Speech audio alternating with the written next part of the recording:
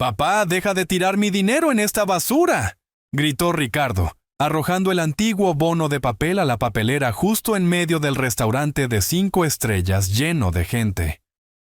Me señaló la cara con un dedo que temblaba de rabia y sentenció que, a partir de mañana, mi mensualidad se reduciría a 0, que debía quedarme en mi habitación y no volver a avergonzarlo nunca más.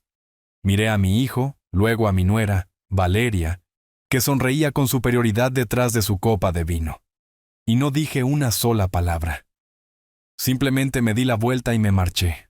Pero lo que Ricardo no sabía era que el dinero que él aseguraba que yo estaba desperdiciando nunca fue suyo. Era mío. Todo. Absolutamente todo. A la mañana siguiente, cuando despertara para comprar su nuevo coche deportivo, descubriría que sus cuentas bancarias estaban vacías, sus tarjetas de crédito congeladas y su título de director ejecutivo revocado.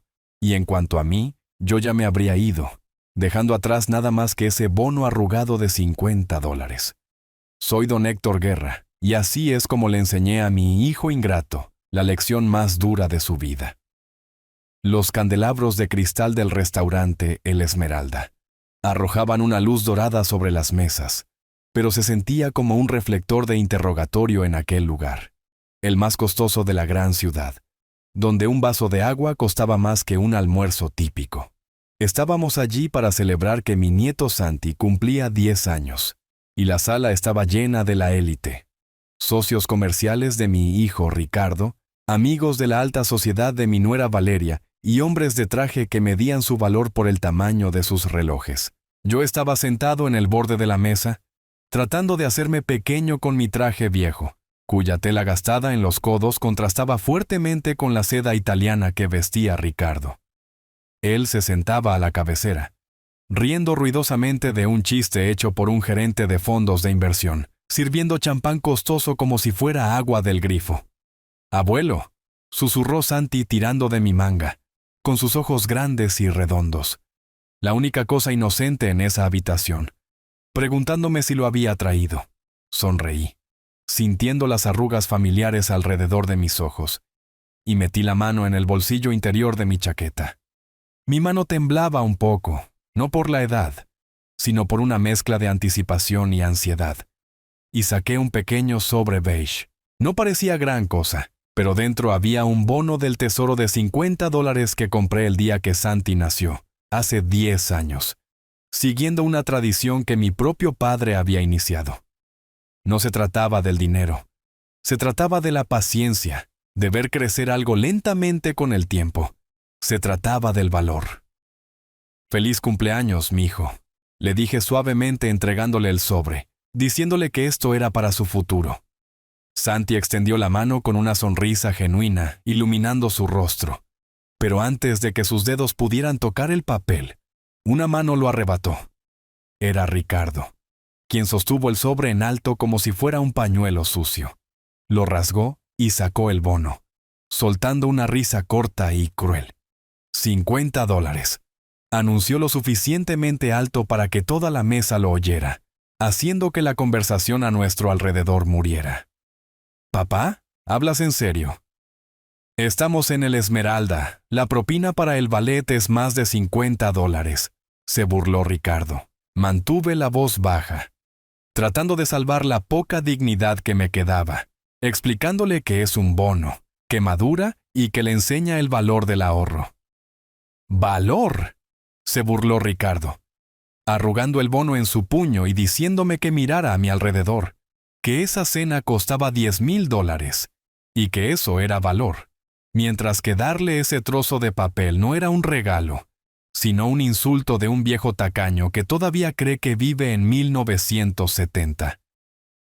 Arrojó la bola de papel arrugada a la cubeta de hielo donde se enfriaba el champán, y sisió que dejara de gastar su dinero en esa basura. Valeria intervino, inclinándose para susurrar a la mujer a su lado, pero lo suficientemente alto para que yo la oyera, diciendo que tenían que perdonarme porque me estaba volviendo senil, que me dejaban vivir con ellos por caridad, pero que yo no entendía cómo funciona el mundo moderno y que era una carga para sus recursos. Los invitados soltaron una risita educada e incómoda, mirándome con lástima, viendo al pobre padre anciano viviendo a costa de su exitoso hijo, la sanguijuela, la carga. Miré a Santi, que bajaba la mirada a su plato con la cara roja de vergüenza, queriendo llorar pero sabiendo que su madre lo pellizcaría si arruinaba el ambiente. Empujé lentamente mi silla hacia atrás, haciendo que las patas rasparan contra el piso de mármol, con un sonido áspero en la habitación tranquila. Ricardo, molesto, preguntó a dónde iba, recordándome que aún no habíamos cortado el pastel y que no hiciera una escena. «Me voy a casa», dije en voz baja. «Estoy cansado». «Como quieras», dijo Ricardo agitando la mano con desdén. «Pero no esperes que el chofer te lleve. Está ocupado. Así que puedes tomar el autobús, que es más barato y va más con tu estilo». Salí del comedor con la espalda recta, sintiendo sus ojos sobre mí y escuchando sus susurros. Pasé junto al jefe de camareros que miró mis zapatos gastados con desdén y salí a la fresca noche de la ciudad. Pero no fui a la parada del autobús. Caminé hacia el estacionamiento donde mi viejo sedán estaba aparcado en el rincón más alejado, escondido de los coches de lujo para no bajar el valor de la propiedad. Acababa de abrir la puerta cuando escuché pasos pesados corriendo detrás de mí. Era Ricardo. Por un segundo, una parte tonta y esperanzada de mí pensó que venía a disculparse, que tal vez se había dado cuenta de que había ido demasiado lejos, y que el hijo que crié todavía estaba allí en alguna parte, enterrado bajo capas de arrogancia y codicia. «Dame las llaves», exigió extendiendo la mano.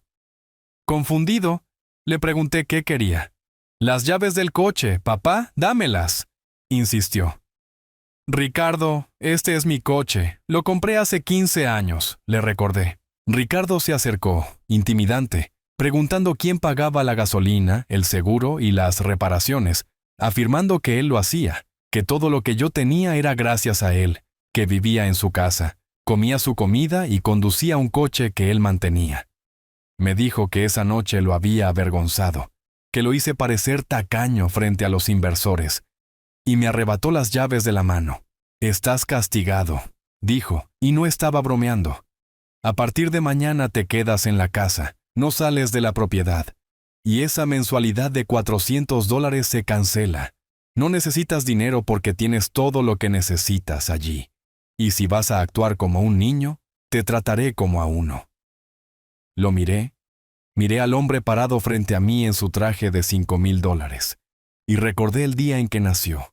Recordé haberlo sostenido en mis brazos prometiéndole el mundo.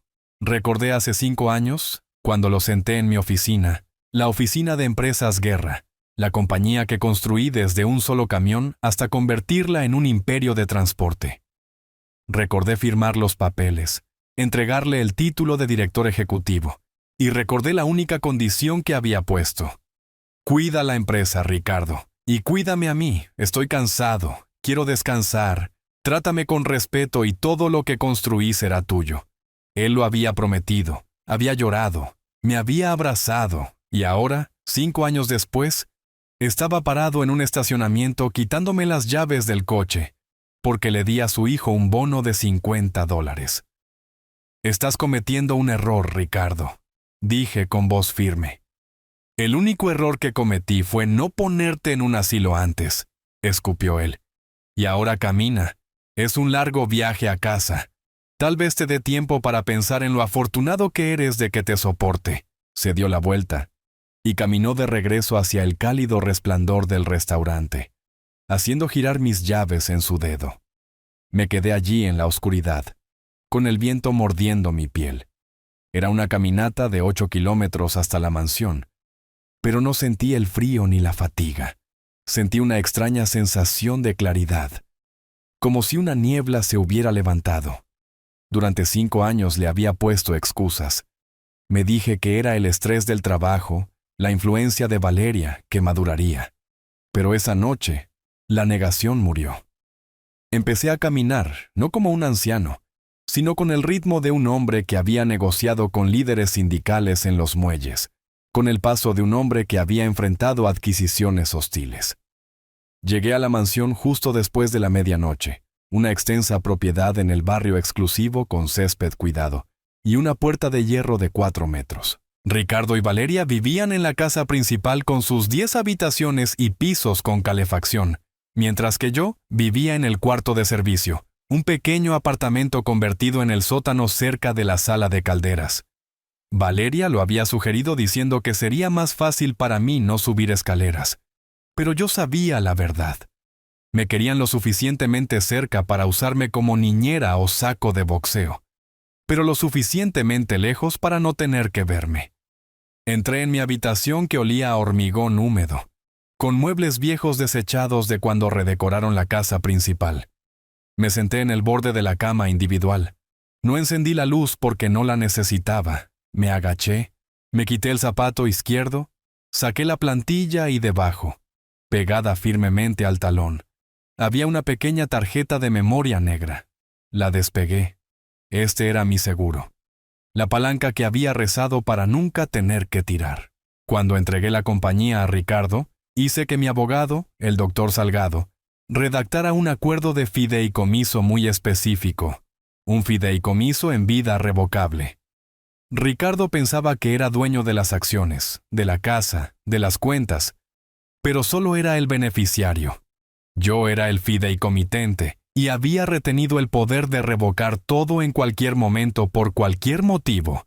Lo llamábamos la cláusula del juicio final.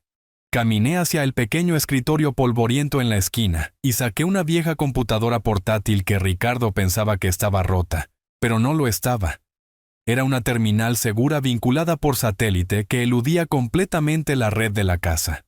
Inserté la tarjeta. La pantalla brilló en azul iluminando mi cara. Escribí una secuencia de números y luego tomé un teléfono desechable que había mantenido oculto en un libro hueco en el estante. Marqué un número que no había llamado en 5 años. Sonó una vez y una voz grave contestó. Era Salgado. Estaba despierto. Sabía que lo estaría porque Salgado nunca dormía. «Soy don Héctor», dije. Hubo una pausa en el otro extremo, y luego Salgado habló con una voz desprovista de sorpresa, preguntando si era el momento. «Es el momento», dije. «Ricardo cruzó la línea esta noche, me humilló, hirió a Santi y me dijo que dejara de gastar su dinero». Escuché el clic de un encendedor al otro lado y luego la exhalación de humo de cigarro. «¿Cuáles son las instrucciones, don Héctor?» «Ejecuta la cláusula del juicio final», dije mirando la foto de mi difunta esposa Catalina en el escritorio. «Quiero que todo desaparezca, Salgado. Congelar los activos no es suficiente. Quiero una retirada total». «Entendido», dijo Salgado. «Y la liquidez, muévela», ordené. «Vacía las cuentas operativas, las cuentas personales, los ahorros. Transfiere los $12 millones en efectivo líquido a la sociedad holding en las Islas Caimán. Déjalo sin nada más que el cambio en sus bolsillos». «¿Y la casa?», preguntó Salgado. «Pertenece al fideicomiso», dije. «Aviso de desalojo inmediato». «Muy bien», dijo Salgado. «Estará hecho para las 8 de la mañana. ¿Qué hay de usted?» «Me voy», dije. «Tomo el bono y desaparezco». «¿Necesita extracción?», preguntó. «No, tengo un plan. Solo asegúrate de que las cuentas estén secas antes de que él compre su café con leche de la mañana. Considérelo hecho, viejo amigo». Colgué, cerré la computadora portátil y no empaqué ropa ni fotos. Dejé todo lo que me recordaba los últimos 5 años de miseria. Caminé hacia la papelera donde había tirado el bono arrugado de $50 después de recuperarlo de la cubeta de hielo del restaurante. Lo alicé sobre el escritorio. Estaba manchado de agua y arrugado, pero aún era válido. Lo coloqué en el centro de la almohada de mi cama. Luego tomé un trozo de papel y un bolígrafo y escribí una sola nota. «Dijiste que era tu dinero, Ricardo. Estabas equivocado.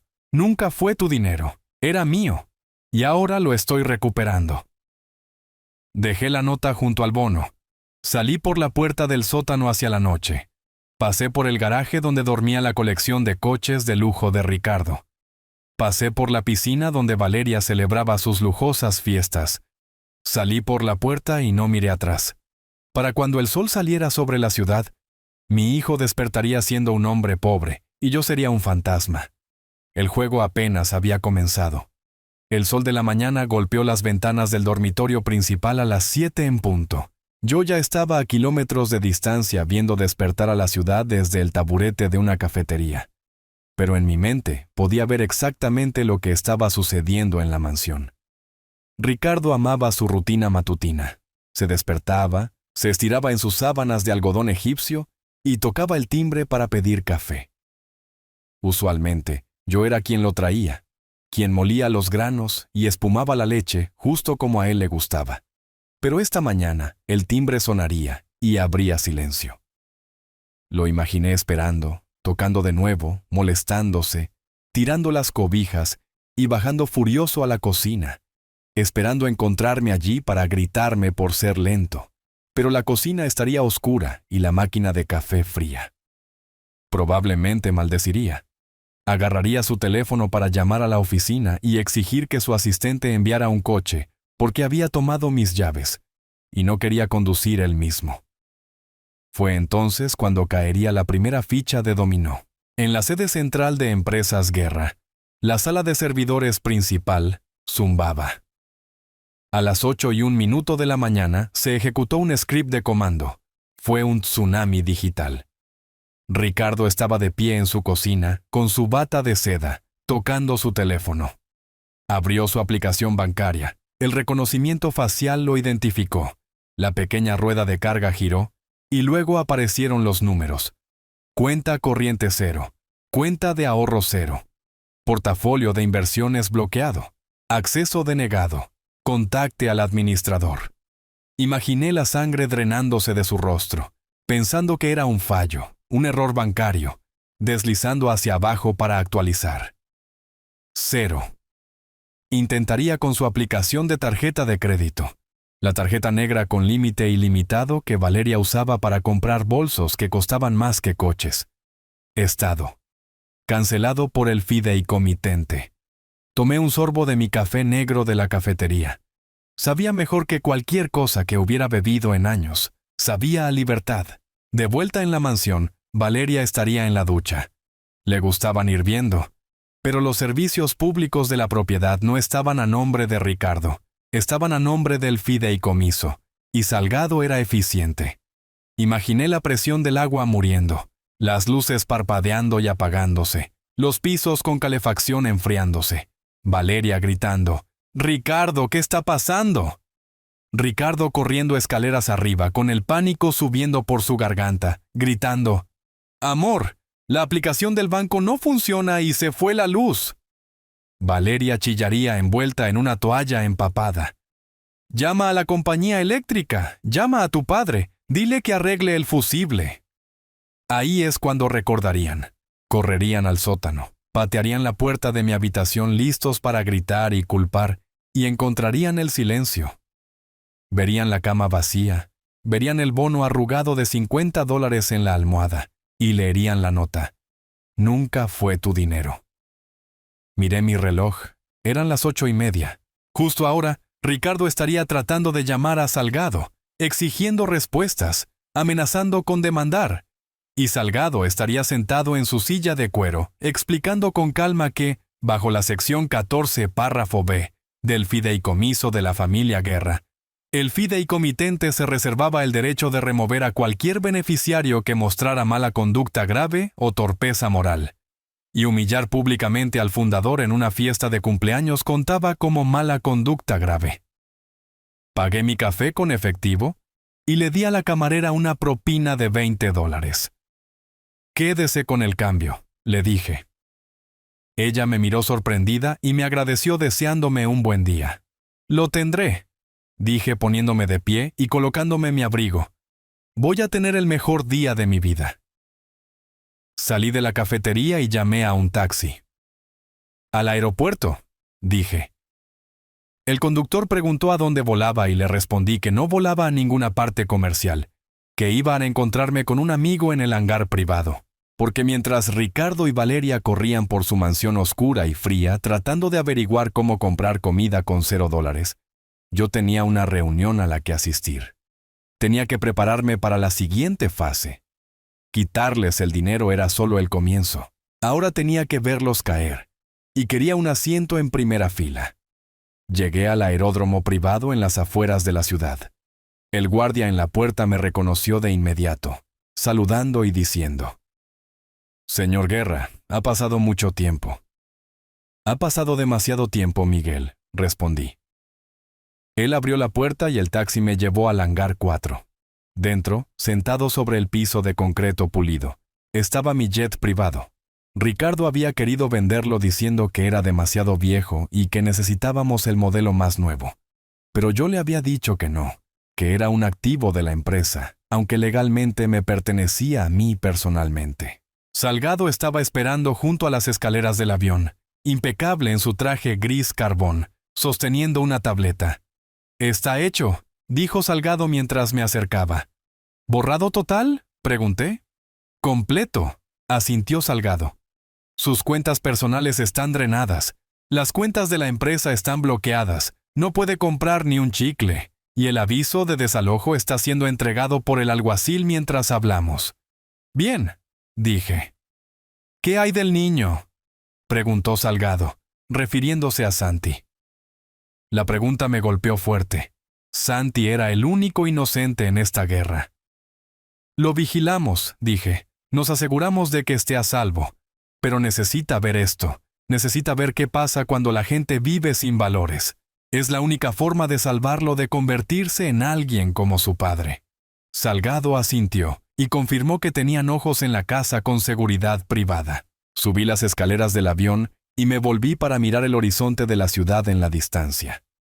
En algún lugar de esa jungla de concreto, mi hijo se estaba dando cuenta de que su reino estaba construido sobre arena. «Llévanos arriba», le dije al piloto. «¿A dónde, señor?» «A la gran capital», dije. «Tengo una sala de guerra que preparar». Mientras el avión rodaba por la pista, saqué la tableta que Salgado me había dado, la cual estaba vinculada a las cámaras de seguridad dentro de la mansión.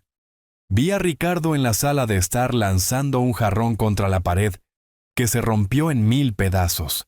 Valeria estaba llorando en el sofá sosteniendo su teléfono, probablemente tratando de llamar a sus amigos ricos por ayuda, pero descubriendo que los amigos de conveniencia desaparecen cuando las tarjetas de crédito dejan de funcionar. Y allí, en el rincón, estaba Santi, sentado en el suelo sosteniendo el bono de $50 que yo había dejado. No estaba llorando, lo estaba mirando. «Aférrate a él, Santi», susurré mientras el avión se elevaba del suelo. Ese papel vale más que todo lo demás en esa casa combinado. Los motores rugieron y la ciudad quedó abajo. La fase 1 estaba completa, el dinero se había ido. La fase 2 estaba a punto de comenzar, el colapso. Me recosté en el asiento de cuero y cerré los ojos. Ya no era el pobre viejo don Héctor. Era Héctor Guerra, el tiburón del Atlántico, y el agua estaba llena de sangre. Me senté en el asiento de cuero del jet cruzando el cielo a 12,000 metros de altura, y abrí la aplicación segura en mi tableta. La transmisión de la cámara desde la cocina de la mansión era de alta definición. Eran las 7:30 de la mañana y el espectáculo estaba a punto de comenzar. Ricardo entró en el encuadre con su pijama de seda, frotándose los ojos y mirando hacia la máquina de café italiana de $10,000 que requería un título en ingeniería para operar. Durante 5 años yo fui el único que la tocó, pero hoy estaba fría. Vi a Ricardo fruncir el ceño y golpear la máquina agresivamente. «¡Papá!», gritó, con la voz metálica a través de los altavoces de la tableta, preguntando dónde estaba su café. El silencio le respondió. Fue hacia el intercomunicador y presionó el botón del sótano, exigiendo que contestara y que trajera el coche. Nada. Golpeó la pared murmurando: «Viejo inútil». Sacó su teléfono, probablemente para llamar al servicio de limpieza, pero al desbloquear la pantalla, vi caer una notificación. Vi cómo se congelaba. No era un mensaje de un amigo. Era una alerta roja del sistema bancario corporativo. Alerta: crisis de liquidez, retiro no autorizado, cantidad $18 millones. Destinatario tenencias offshore. Autorizado por el fundador. Vi el color drenarse de su rostro. Deslizó el dedo en la aplicación temblando, mirando el capital operativo, la nómina, los fondos de reserva. Todo vacío. Empezó a tocar furiosamente tratando de llamar al banco, pero el banco respondía al fideicomiso, y el fideicomiso me respondía a mí. Ricardo marcó un número, probablemente al director financiero, gritando: «¿Qué quieres decir con que se ha ido? Son $18 millones. ¿Quién lo autorizó?». Se detuvo y escuchó. «Es el fideicomitente», susurró Ricardo. El teléfono se deslizó de sus dedos. La palabra fideicomitente quedó en el aire. Significaba que yo no era solo un viejo jubilado en el sótano. Significaba que yo era el dios de su universo financiero y acababa de apagar el sol. De repente, un grito resonó tan fuerte que distorsionó el audio. Venía del segundo piso. Cambié la vista de la cámara al pasillo de la suite principal. La puerta del baño se abrió de golpe, y Valeria salió tropezando, envuelta en una toalla, con el cabello cubierto de espuma, gritando que el agua se había cortado. Ricardo corrió al pie de las escaleras gritando que había un problema con las cuentas. A Valeria no le importaban las cuentas, le importaba su ducha, y le gritó que llamara a su padre. «No está allí», gritó Ricardo. Valeria agarró su teléfono y dijo que reservaría un vuelo a París, porque no podía lidiar con eso.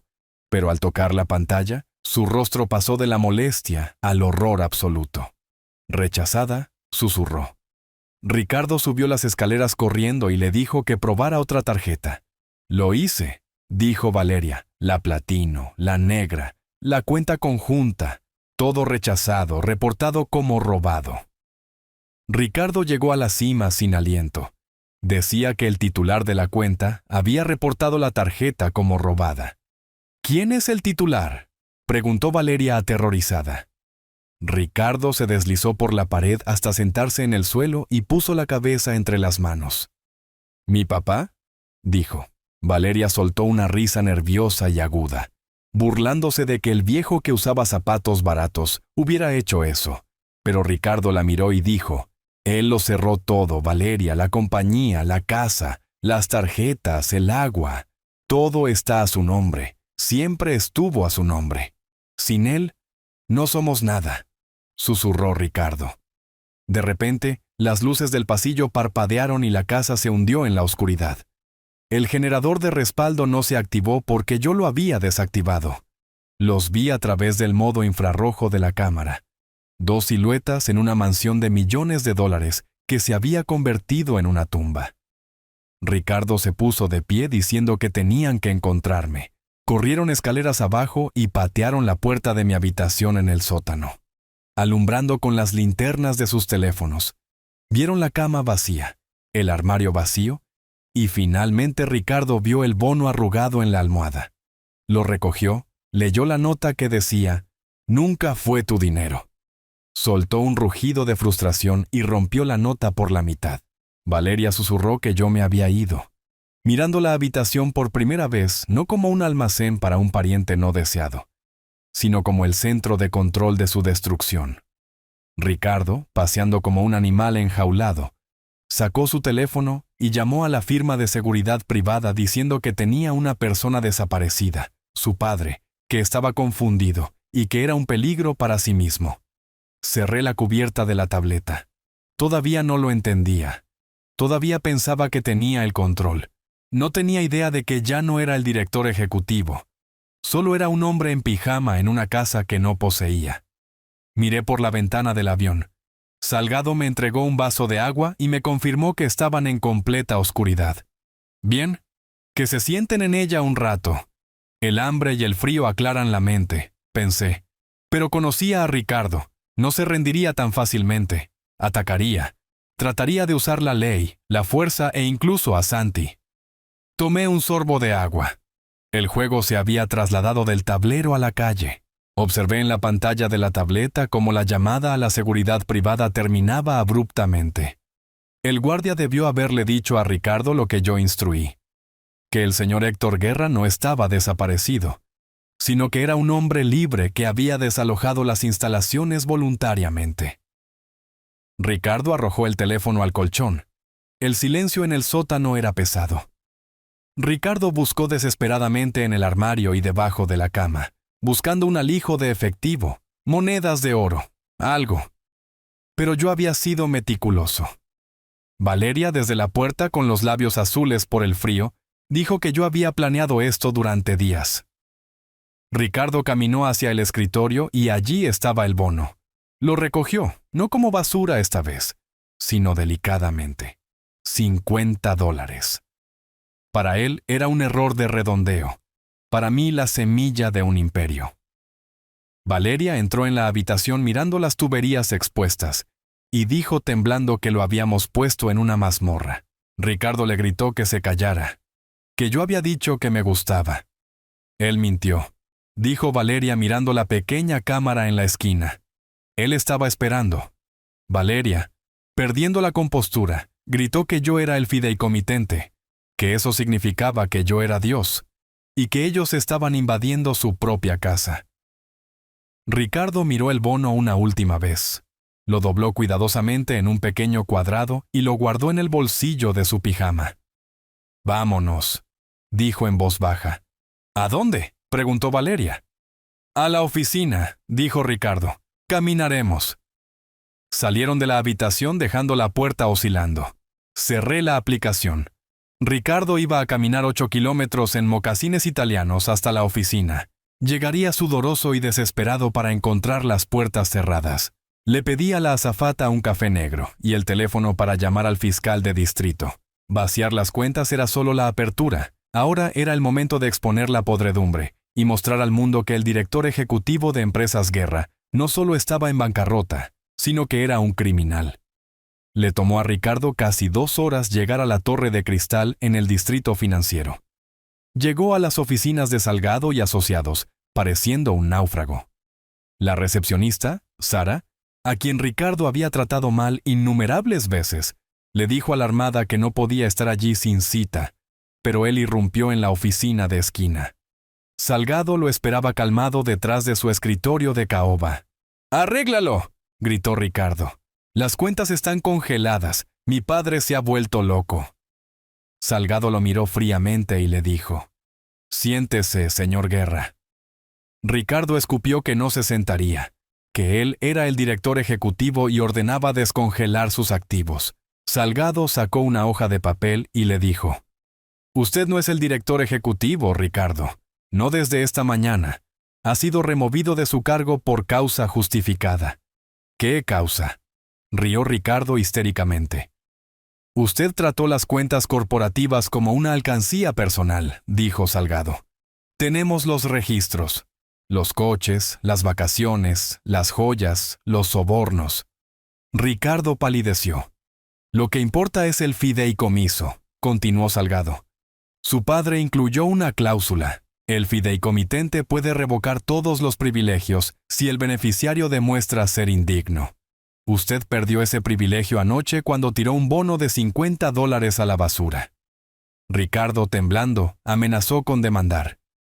Salgado levantó una ceja y le habló de las posesiones, la casa, los coches, el arte, incluso el teléfono en su bolsillo. Todo era propiedad del fideicomiso, y él tenía 24 horas para desalojar o el alguacil lo sacaría por la fuerza. «Usted está fanfarroneando», sisió Ricardo. «Mi padre me ama. Amaba al hijo que pensaba que usted era», dijo Salgado suavemente. «Pero odia al hombre en el que se ha convertido». Ricardo, con el rostro torcido de rabia, se lanzó sobre el escritorio gritando: «¡Traidor!». Pero antes de que pudiera tocar a Salgado, Miguel y David, los guardias de seguridad leales a mí, entraron y lo agarraron. Lo arrastraron por el pasillo mientras él gritaba obscenidades, y lo sacaron por la salida lateral arrojándolo a la acera de concreto. Ricardo se levantó lentamente, sacó su teléfono para llamar a Valeria, pero la pantalla se puso negra. Borrado remoto completo. Servicio terminado. Gritó de frustración y estrelló el teléfono contra el pavimento. Ahora verdaderamente no tenía nada. Observé desde el avión y llamé a Salgado, quien me confirmó que Ricardo estaba en la calle. Le dije al piloto que cambiara el plan que volara sobre la costa exclusiva para revisar mis otras propiedades. Ricardo había tocado fondo, pero yo apenas estaba empezando. El letrero de neón del Motel Estrella parpadeaba. Allí, a 15 kilómetros de la ciudad, había caído la dinastía Guerra. Ricardo había empeñado su reloj Patek Philippe por $400 para pagar una noche en la habitación 104. Valeria estaba parada junto a la ventana con su vestido de diseñador pareciendo un disfraz, y le dijo a Ricardo con voz plana: «Eres un inútil. Me casé con un rey, y ahora eres un mendigo». Ricardo, con los ojos rojos, le dijo que era temporal, pero Valeria se burló diciendo que yo lo odiaba por ser débil. «No me casé contigo por amor, era una transacción, y ahora has incumplido el contrato», dijo ella. Caminó hacia su bolso y sacó un segundo teléfono, un desechable. «Me voy», dijo Valeria. «Tengo una estrategia de salida. Durante los últimos 3 años he estado robando un poco de la cima. Tengo $500,000 en una cuenta en las Islas Caimán, suficiente para irme a Europa con Marco, mi entrenador personal». Presionó el botón de transferencia, pero mi trampa se cerró. Cuenta congelada. Fondos incautados por el fideicomiso de la familia Guerra. Valeria gritó y arrojó el teléfono contra la pared. Ricardo comenzó a reír histéricamente. «Él te bloqueó. Nunca fue tu dinero. Siempre fue el suyo». Valeria, derrotada, se deslizó hasta el suelo sollozando por la pérdida de su paracaídas dorado. Los observé desde mi pantalla. La desesperación engendra imprudencia. Ricardo no aceptaría esto. Trataría de luchar con lo único que le quedaba: su linaje. Iría por Santi. Llamé a la seguridad en el internado de mi nieto y ordené doblar la guardia. El sol aún no había salido cuando Ricardo y Valeria decidieron ser peligrosos. Escuché a través de un dispositivo que el equipo de Salgado había plantado en su habitación. «No podemos luchar con abogados», dijo Ricardo paseando por la habitación. «Necesitamos controlarlo. Hacemos que lo declaren incompetente. Lo encontramos, lo agarramos, decimos que está teniendo un colapso y lo llevamos con el doctor Vidal, lo medicamos, hacemos que firme el traspaso del poder notarial y luego lo metemos en un asilo». Era un plan malvado. Necesitaban un sabueso, así que Ricardo llamó a Rojas, un investigador privado sucio, para que me encontrara. «Él ama al niño», dijo Valeria de repente. «Ese es su punto débil. Si cree que Santi está en problemas, saldrá de su escondite». Sentí un escalofrío. Salieron del motel 20 minutos después en un coche alquilado rumbo al Colegio San Judas. Tomé mi teléfono, pero era tarde. Legalmente, Ricardo seguía siendo el padre. Vi las imágenes de seguridad. Ricardo se detuvo junto a la cerca del patio de recreo. Silbó, y Santi levantó la vista y sonrió al ver a su padre. Tenía 10 años. No sabía que su padre era un monstruo. Solo veía a su papá. Santi corrió hacia la cerca. Ricardo se estiró y lo levantó, pasándolo por encima de las barras de hierro forjado antes de que el supervisor del patio de recreo pudiera siquiera gritar. «Hola, campeón», dijo Ricardo, poniéndolo en el asiento trasero del coche. «Tenemos una emergencia familiar. Tenemos que irnos». Para cuando el guardia de seguridad de la escuela llegó a la cerca, el coche ya se alejaba a toda velocidad. No lo llevaron muy lejos. Condujeron hasta un parque desolado cerca del río. Los rastreé a través del GPS del teléfono desechable y envié a mi equipo, pero estaban a 20 minutos de distancia. Ricardo detuvo el coche, se dio la vuelta en el asiento y sostuvo su teléfono. «Está bien, Santi», dijo. «Necesito que hagas algo por papá. El abuelo está perdido, está enfermo de la cabeza y se escapó. Necesitamos encontrarlo». «¿Dónde está?», preguntó Santi, pareciendo asustado. «No lo sabemos», dijo Ricardo. «Pero si le envías un mensaje, tal vez lo vea». «Necesito que llores, Santi. Necesito que te veas muy triste». «Estoy triste», dijo Santi, con el labio temblando. «Quiero al abuelo». «Bien», dijo Ricardo. «Usa eso. Mira a la cámara. Suplícale. Grita por él». Presionó grabar. Santi miró a la lente, confundido y aterrorizado, y dijo suavemente: «Abuelo, por favor vuelve a casa, papá dice que estás enfermo». «¡Corte!», gritó Ricardo. Se estiró hacia atrás y agarró el brazo de Santi, apretándolo con fuerza. «Así no, más fuerte, más lágrimas. Actúa como si te estuvieras muriendo, Santi, o el abuelo nunca volverá». Y entonces pellizcó al niño. «Fuerte». Santi gritó. Las lágrimas brotaron de sus ojos, lágrimas reales de dolor y miedo. «Eso es», dijo Ricardo presionando grabar de nuevo. «Ahora dilo». Santi sollozó, con las lágrimas rodando por sus mejillas. «Por favor, tengo miedo. Por favor, ven a buscarme. Vuelve a casa, abuelo». Ricardo dejó de grabar. «Perfecto», murmuró. 5 minutos después, el video llegó a las redes sociales. Ricardo lo publicó en todas las plataformas, etiquetó a las estaciones de noticias y a la policía con una leyenda que leía: «Por favor, ayuden. Mi padre, don Héctor Guerra, ha desaparecido y sufre de demencia severa. Ha cortado el contacto y es un peligro para sí mismo. Su nieto está desconsolado. Si lo ven, por favor contáctenos de inmediato. Necesita atención médica». Vi el video en mi tableta. Vi a mi nieto llorando lágrimas reales causadas por la crueldad de su padre. Vi a Ricardo convertir la inocencia de un niño en un arma para atraerme a una trampa de lobotomía química. Mi mano aplastó el vaso de agua que sostenía. Se hizo añicos, cortándome la palma, pero no sentí el dolor. Salgado me miró, con el rostro pálido, y me advirtió: «Don Héctor, no vaya, es una trampa. Quieren que aparezca para que Rojas pueda atraparlo». «Sé que es una trampa», dije, poniéndome de pie con la sangre goteando de mi mano sobre la costosa alfombra. «Entonces deje que la policía se encargue», dijo Salgado. «Tenemos las imágenes de él llevándose al niño. Es secuestro». «La policía tarda demasiado», dije. «Y Ricardo está desesperado. Si no aparezco, volverá a lastimar al niño, escalará la situación. Él piensa que soy un viejo débil. Piensa que correré ciegamente hacia su red». Caminé hacia la puerta del avión. «Tiene razón», dije. «Voy a ir. Pero no voy a rendirme, Salgado. Voy a la guerra. Prepara el coche y llama al administrador del hospital. Dile que voy a hacerme un chequeo». «¿Por qué al hospital?», preguntó Salgado confundido. «Porque Ricardo quiere atraparme», dije.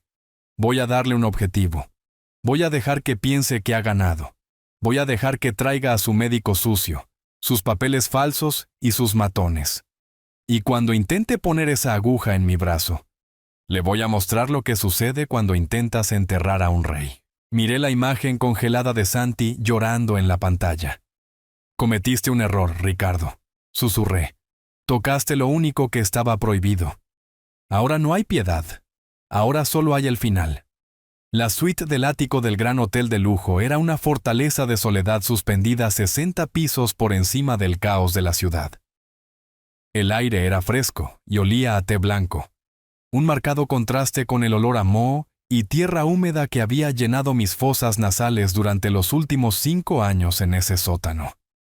Salgado estaba junto a las ventanas de piso a techo, viendo la lluvia azotar contra el vidrio, pero mis ojos estaban fijos en la pantalla de 80 pulgadas montada en la pared.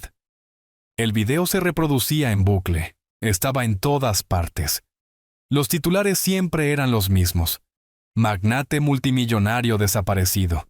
Nieto suplica su regreso». Observé la cara de Santi, la forma en que temblaba su labio inferior, el terror en sus ojos. El mundo veía a un niño extrañando a su abuelo. Veían un drama familiar trágico donde el pobre hijo intentaba desesperadamente salvar a su padre senil. Veían amor. Pero yo veía la verdad. Veía el video de un rehén. «Congélalo», ordené, con mi voz baja y áspera. Salgado pausó la imagen. El cuadro se congeló en la cara de Santi justo cuando soltaba un sollozo. «Haz zoom», ordené, en su brazo, el izquierdo, justo encima del codo. La imagen se expandió, los píxeles se afilaron.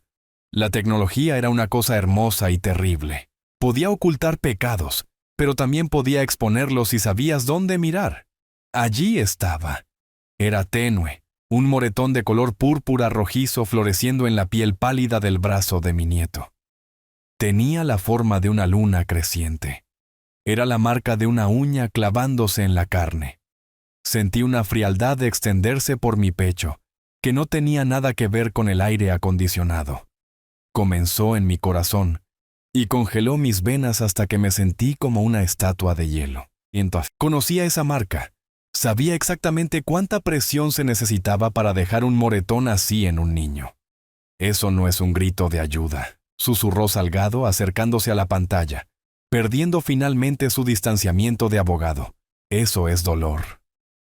Lo pellizcó, dije, y las palabras sabían a ceniza en mi boca. Mi hijo pellizcó a su propio hijo para hacerlo llorar ante la cámara. Lastimó a mi nieto para vender una mentira. Me levanté y caminé hacia la ventana, mirando las luces de la ciudad borrosas por la lluvia. En algún lugar allá abajo, Ricardo se sentía triunfante. Probablemente pensaba que había ganado, que la simpatía pública obligaría a la policía a encontrarme y arrastrarme de vuelta a su control. Pensaba que estaba jugando al ajedrez. No se daba cuenta de que acababa de voltear el tablero y sacar un cuchillo. Durante 40 años, había puesto excusas para Ricardo. Culpé a la muerte de su madre, a los internados, a mí mismo por trabajar demasiado.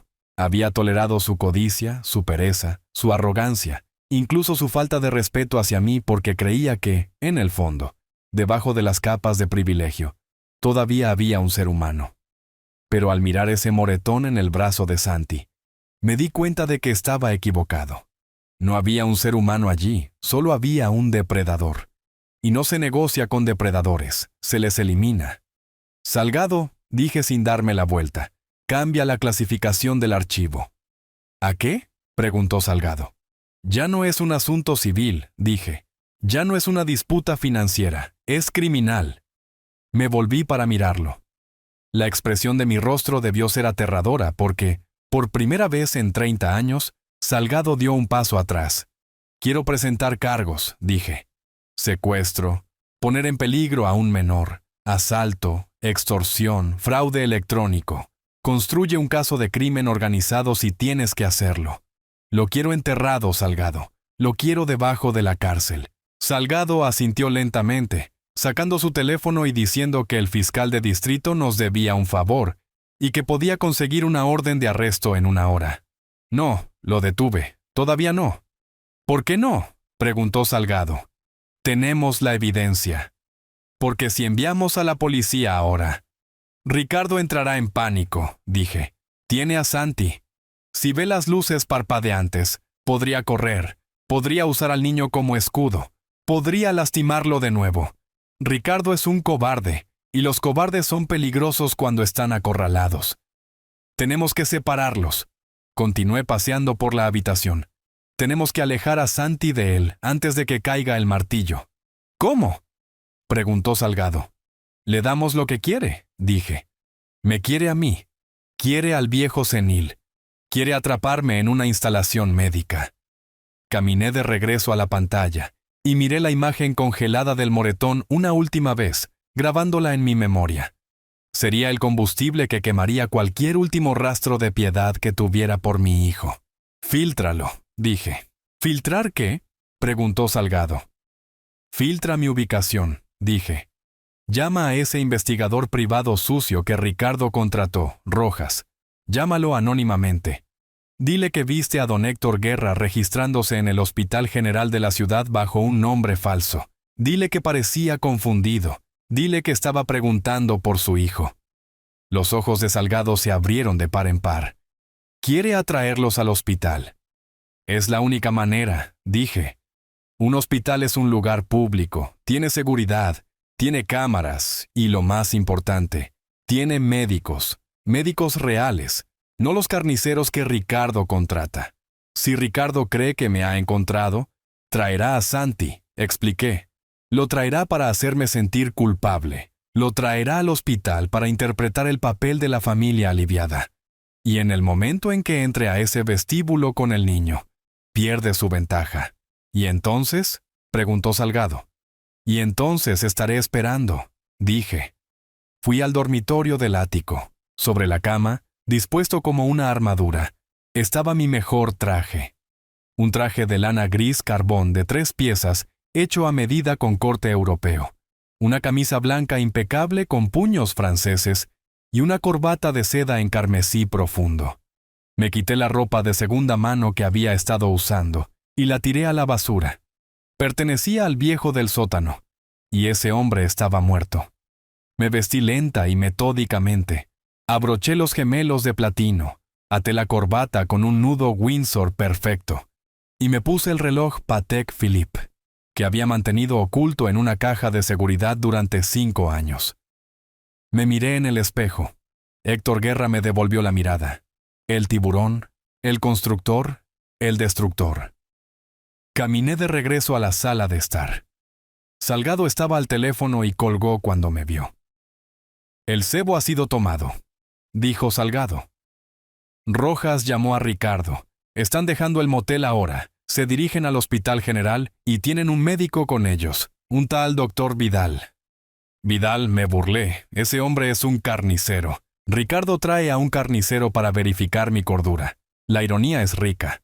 Me serví un vaso de whisky escocés, pero no lo bebí. Solo sostuve el vaso de cristal sintiendo su peso. «Salgado», dije. «Cuando lleguemos al hospital quiero que tengas los papeles listos». «¿La demanda?», preguntó. «No, los papeles de adopción». Salgado hizo una pausa. «¿Va a tomar la custodia?». «Voy a salvarlo», corregí. Su madre se quedó parada y vio cómo lo pellizcaban. Ella ayudó a filmar el video. Es igual de culpable. Han perdido sus derechos. «Necesitaremos que un juez firme una orden de emergencia», advirtió Salgado. «Será difícil». «Consigue al juez Montes», dije. «Recuérdale quién pagó la rehabilitación de su hija. Recuérdale quién mantuvo su nombre fuera de los periódicos cuando chocó su coche. Cobra cada favor, Salgado. Quema cada puente si tienes que hacerlo. No me importa si tengo que comprar el juzgado. Saldré de ese hospital con mi nieto».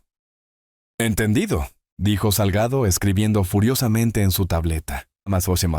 Caminé hacia el ascensor. El coche privado estaba esperando abajo. «Vámonos», dije. Viajamos en silencio. La ciudad estaba húmeda y gris fuera de las ventanas tintadas de la limusina. Veía a la gente apresurándose por las aceras, con la cabeza baja contra la lluvia. Llegamos al hospital. No fui a la sala de espera, fui a la oficina del administrador. El doctor Arias era un viejo amigo. Parecía nervioso cuando entré. «Héctor», dijo estrechando mi mano, «esto es altamente irregular. Usar mi hospital como una trampa». «Es necesario, Juan», dije, «y no te preocupes. La donación que prometí para la nueva ala pediátrica. Dóblala». El doctor Arias tragó saliva. «Muy bien. El vestíbulo es seguro. Mi equipo de seguridad está informado. Tenemos oficiales vestidos de civil esperando en la cafetería».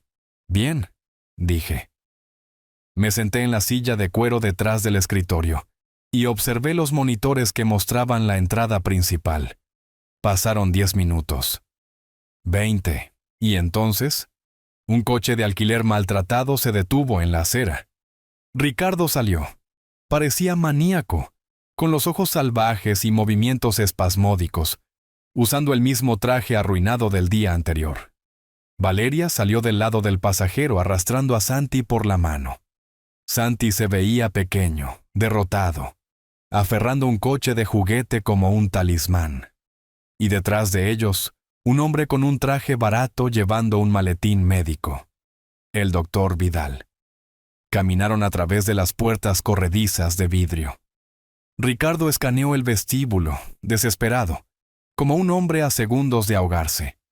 Me puse de pie y abotoné mi chaqueta. «Hora del espectáculo», susurré.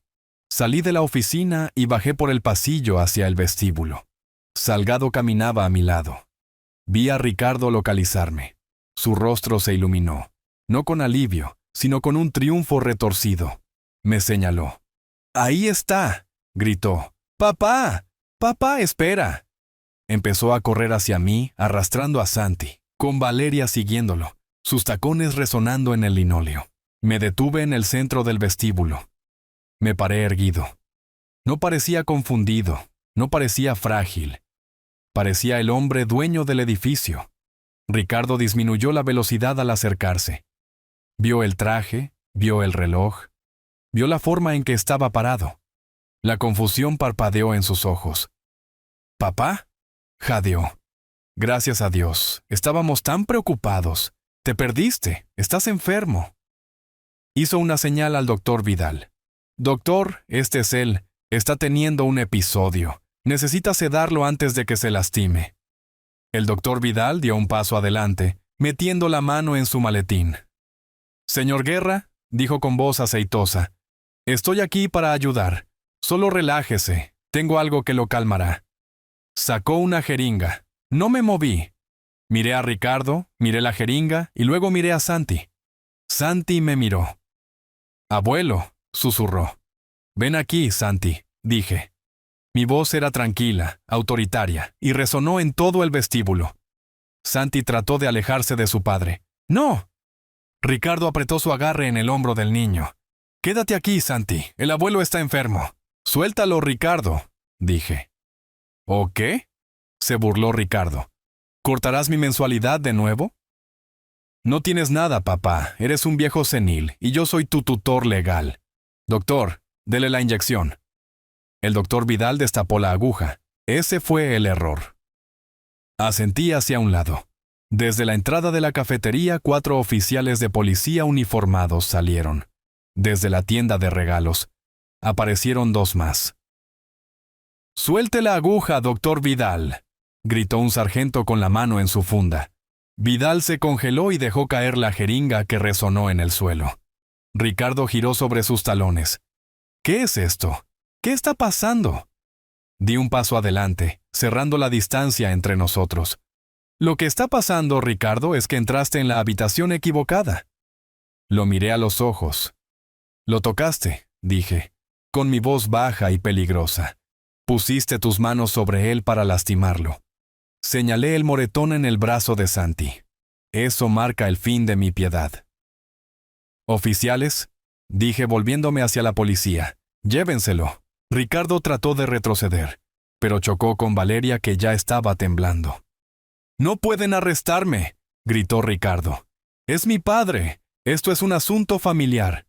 Es un asunto criminal», dijo Salgado dando un paso adelante con un archivo en la mano. «Secuestro, conspiración para cometer fraude y asalto a un menor». Los oficiales se movieron. Agarraron a Ricardo y a Valeria. Santi se soltó y corrió hacia mí. Lo atrapé, lo abracé fuerte, enterrando su cara en mi costoso traje para que no tuviera que ver a sus padres siendo esposados. «Está bien, Santi», susurré acariciando su cabello. «Se acabó. El abuelo está aquí». Miré por encima de la cabeza de Santi a Ricardo mientras se lo llevaban a rastras. Estaba gritando, llorando, suplicando. «Papá, por favor, soy tu hijo». Lo miré con ojos tan fríos como la tumba. «No», dije, «solo eres una mala inversión». Y mientras las puertas automáticas se cerraban detrás de ellos, cortando sus gritos, sentí el peso de los últimos 5 años levantarse. Tomé la mano de mi nieto. «Vamos por un helado, Santi», dije. «Creo que ambos nos lo ganamos». La oficina privada del administrador del hospital estaba tenuemente iluminada. Esperábamos. Salgado llamó a Rojas, el investigador privado, y fingió ser un enfermero que buscaba una recompensa, diciéndole que había visto al viejo multimillonario confundido en el ala geriátrica. El cebo estaba en el agua.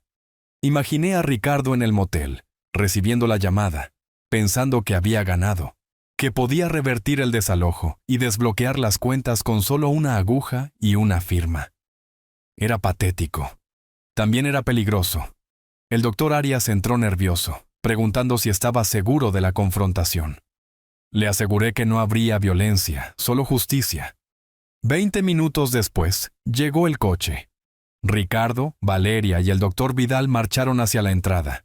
Ricardo escaneó el vestíbulo y golpeó el mostrador de recepción exigiendo ver a don Héctor Guerra. La recepcionista le dijo que estaba en el solarium del ala este. Caminé hacia el solarium, un espacio abierto lleno de plantas. Estaba vacío. Ricardo, Valeria y Vidal entraron. Ricardo gritó preguntando dónde estaba. Vidal preparó la jeringa. Salí de detrás de una columna. «¿Me estás buscando, Ricardo?», dije. Ricardo giró, vio al padre que quería controlar, pero luego vio el traje, la postura. «Papá», jadeó. «Gracias a Dios, estás confundido, trajimos un médico». Sonreí sin alegría. «Para mi propio bien», repetí. «Como el asilo, como robar mi dinero». Ricardo se congeló. «Sé todo, Ricardo», dije. «Las tarjetas, las cuentas en el extranjero, el plan para drogarme y sé que pellizcaste a mi nieto». Ricardo se dio cuenta de que la trampa lo había aplastado. «¡Hazlo!», le gritó a Vidal. «¡Hazlo ahora! ¡Pínchalo!». Vidal se abalanzó con la aguja, pero no hacia mí, sino hacia una figura en una silla de ruedas junto a la ventana, envuelta en una manta, a quien confundieron con el viejo senil. «¡Pínchalo antes de que haga ruido!», gritó Ricardo. Vidal bajó la jeringa, pero la figura en la silla giró. La manta cayó revelando a un sargento de policía encubierto de casi 2 metros con chaleco táctico. Atrapó la muñeca de Vidal en el aire. «¡Policía!», rugió el sargento rompiéndole el brazo a Vidal. «¡Suelte el arma!». En ese momento, las puertas de vidrio estallaron hacia adentro y una docena de oficiales tácticos invadieron la habitación. «¡Al suelo! ¡Nadie se mueva!». Ricardo se congeló, incapaz de procesar el cambio de realidad. Valeria gritó cuando una oficial la esposó. Salgado corrió y sacó a Santi de la habitación antes de que la escena se pusiera más fea. Yo salí de la oficina del administrador y caminé hacia Ricardo. «Papá», susurró, «me tendiste una trampa». Me detuve frente a él. «No te tendí una trampa, Ricardo. Te di una opción. Podrías haberte alejado. Podrías haber sido un hombre, pero elegiste traer a un carnicero para silenciar a tu propio padre». Saqué mi teléfono y reproduje la grabación del motel. «Lo llenamos de Thorazine. Hacemos que firme». La voz de Ricardo llenó el solarium. Los oficiales lo miraron con disgusto. «Era una broma», tartamudeó Ricardo. «Una broma», repetí. «Pellizcaste a tu hijo, falsificaste registros, intentaste secuestrarme». «¿Ese es el remate, Ricardo?» «Capitán», dije. «Este hombre está invadiendo propiedad y acaba de intentar agredir a un oficial con un arma mortal. Llévenselo». Los oficiales golpearon a Ricardo contra la pared. «¡Papá, ayúdame! ¡Soy tu hijo!». Me acerqué a centímetros de su cara. «No eres mi hijo», susurré. «Mi hijo murió el día que decidió que mi vida valía menos que su cuenta bancaria. Solo eres un extraño que me debe $18 millones. Se lo llevaron llorando. A Ricardo le tomó exactamente 4 horas pagar la fianza usando el coche de Valeria como garantía. No huyó. Atacó. A las 8 de la mañana siguiente me notificaron una orden judicial de emergencia. Ricardo me demandaba alegando que yo sufría de paranoia aguda y que mis acciones eran un incumplimiento del deber fiduciario. La audiencia de emergencia se fijó para las 10 de la mañana. Me senté en el banco fuera de la sala del tribunal. Ricardo llegó vestido modestamente, jugando el papel de víctima. Valeria caminaba a su lado, interpretando a la familia asediada. Entramos. El abogado de Ricardo, el señor Montes, comenzó su discurso pintando a Ricardo como el hijo sacrificado y a mí como el villano senil. Ricardo subió al estrado, lloró lágrimas falsas y dijo: «Amo a mi padre, pero ha cambiado. Me acusa de robar. Pero ¿cómo puedo robar lo que es mío? Construí esa compañía. Me gané ese estilo de vida. Mi padre está usando su dinero para abusar de mí. Esto es violencia financiera». Salgado se puso de pie, caminó hacia el podio y dijo: «Su señoría, el demandante afirma ser una víctima. Nos gustaría presentar una prueba». Reprodujo una grabación de la biblioteca de la mansión. La voz de Ricardo, borracho, diciendo: «El viejo es una sanguijuela, tarda mucho en morir. Hablé con Vidal. Podemos aumentar la dosis, hacer que su corazón se detenga. El silencio en la sala fue absoluto. Ricardo palideció. «Eso es falso», tartamudeó. «Es inteligencia artificial». La jueza Herrera lo miró con furia fría y le ordenó sentarse. Salgado continuó mencionando los registros bancarios y el video del asalto a su hijo. La jueza golpeó su mazo. «Moción denegada. Señor Guerra, queda bajo custodia por violación de sus condiciones de fianza pendiente de la investigación criminal por conspiración para cometer asesinato». Ricardo gritó mientras el alguacil lo agarraba. «¡No! Él es el monstruo. Ni siquiera es mi padre. Me odia porque soy mejor que él». Esas palabras resonaron. «Ni siquiera es mi padre». Lo dijo como un insulto, pero tenía razón. «Esperen», dije, mi voz cortando el caos. Saqué un sobre sellado de mi bolsillo, viejo y amarillento. «Su señoría, el demandante ha hecho una declaración. Afirma que no soy su padre. Me gustaría ingresar una última pieza de evidencia». Abrí el sobre y saqué una prueba de paternidad de hacía 40 años. Caminé hacia Ricardo y le dije, «Léelo». Ricardo leyó. «Probabilidad de paternidad, 0%. Me miró atónito. «No entiendo», susurró. Mamá dijo. «Tu madre fue una mujer maravillosa», dije, «pero cometió un error hace 40 años. Tuvo una aventura con un instructor de tenis. Me dijo la verdad en su lecho de muerte». Me volví hacia la jueza. «Prometí criarlo como mío, darle mi nombre y mi amor. Prometí nunca dejarle saber que no era un Guerra por sangre». Miré a Ricardo. «Mantuve esa promesa durante 40 años. Te di todo. Solo pedí respeto. Pero rompiste el contrato, Ricardo. La promesa es nula». Ricardo se desplomó. «¿Esto significa?» Tartamudeó. «Significa que no tienes legitimación», interrumpió Salgado. «El fideicomiso es explícito. Los beneficiarios deben ser descendientes biológicos directos de don Héctor Guerra. No eres un beneficiario, Ricardo, eres un extraño. No tienes reclamos sobre el dinero, ni la casa, ni el legado». Ricardo sollozó. «No soy nadie». «No», corregí, «podrías haber sido alguien, podrías haber sido mi hijo. La sangre no hace a un padre, Ricardo. El amor sí. Y tú mataste ese amor. Llévenselo de mi vista», ordené. Valeria se puso de pie, tratando de salvarse. «Señor Guerra», dijo, «yo no sabía nada del ADN». «Siéntese, Valeria», dije. Salgado anunció que nos movíamos para una acusación inmediata por malversación de fondos contra ella también, citando los 5 millones gastados en lujos. Valeria jadeó. «Él me dijo que eran bonos». «La ignorancia no es defensa», dijo Salgado. Valeria, desesperada, gritó, «Testificaré, testificaré contra él. Les diré todo sobre el plan para drogarlo. Solo manténganme fuera de prisión. Tengo a Santi». La miré con asco. Ella estaba tratando de intercambiar la vida de mi hijo por su libertad. «¿Quiere hacer un trato?», pregunté. «Sí», asintió ella frenéticamente. «Soy una buena madre». Saqué el control remoto de nuevo. «Deberíamos hablar de Santi», dije. Reproduje un video de la cocina de la mansión. Valeria gritándole a Santi por comer cereal ruidosamente, rompiendo el tazón y diciéndole, «Eres un inútil como tu abuelo, desearía nunca haberte tenido». El tribunal quedó en silencio.